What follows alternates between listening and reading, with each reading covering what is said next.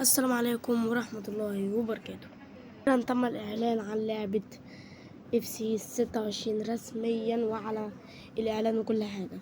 وطبعا أنا قلت معظم كل حاجة عن لعبة FC 26 في فيديو كده نزلته من شوية، فروح اتفرج عليه.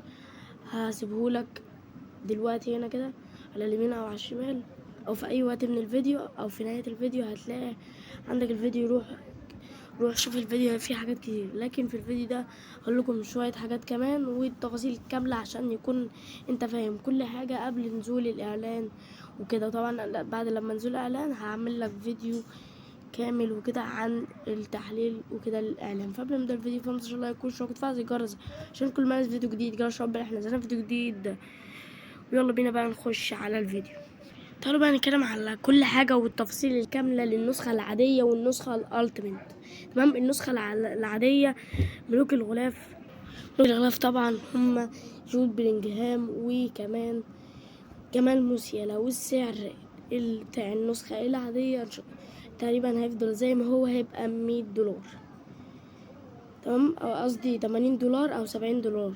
ونسخة الألتيميت نجم الغلاف هيكون طبعا زلاتان إبراهيموفيتش طبعا، والأول مرة تقريبا وكده والعودة بقى وكده. فهيبقى النسخة الألتيميت هتنزل، وموعد الإصدار بتاع النسخة الألتيميت 19/9 والنسخة العادية 26/9.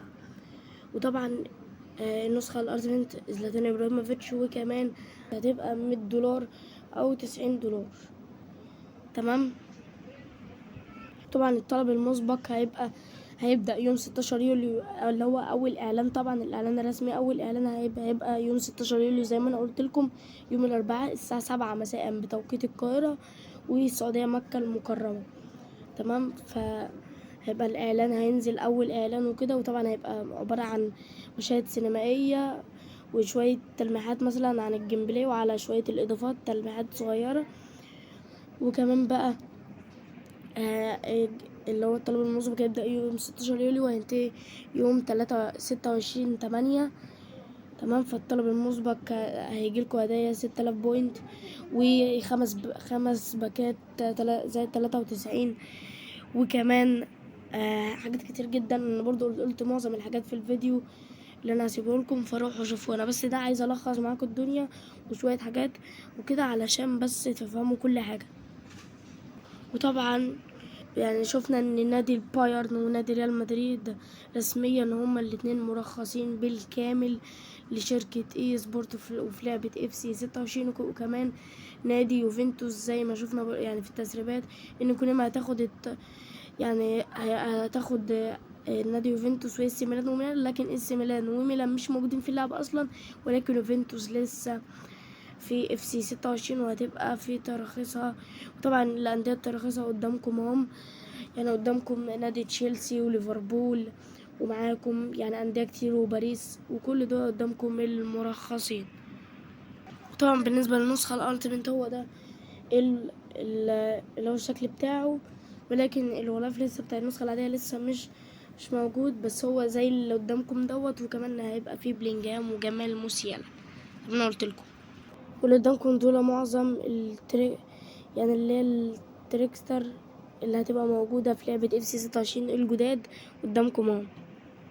تعالوا كده بقى ادي دوت بتاع الالتيميت اللي هو الغلاف. ادي عندك زلاتان ابراهيموفيتش اهو، ادي الطقم بتاعه بتاع باريس، وعندك رونالدو الظاهرة رقم 9 اهو، وعندك شوية ميداليات، وده عندك نادي باريس والأندية اللي هما بيلعب معاهم التلاتة دول، وعندك الجون الشهير بتاعه، وعندك هو لابس بتاع السويد. وكمان عندك هنا بقى الواجهة الرئيسية هتلاقي موجود عندك اهي بيبين لك شوية، لكن يعني برضو ما اختلفتش عن لعبة FC 25.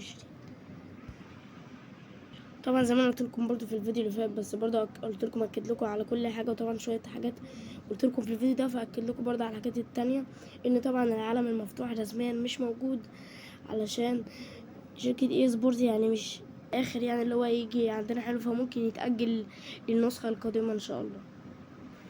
بالنسبة للكأس العالم دي أهم حاجة أصلا الناس بتدور عليها دلوقتي، عايزاها تكون يعني موجودة في لعبة FC 26. وطبعا في التسريبات لحد الآن بتقول إن شركة اي سبورت بتحاول وكده، فبيقولوا إن خلاص هما هيكون يعني كأس العالم 2026 موجود في اللعبة، وهيبقى التصريح كامل وحصري في لعبة FC 26، ودوت هيبقى حاجة جامدة جدا جدا جدا. وكمان ده معناه ان هيبقى منتخب مصر كمان موجود، ويتم اضافته يعني بس مش في الالتيميت تيم واللي هي الحاجات دي، هيبقى موجود بس في هيبقى فيه تور زي هيبقى في كأس العالم وكده، فاهمني؟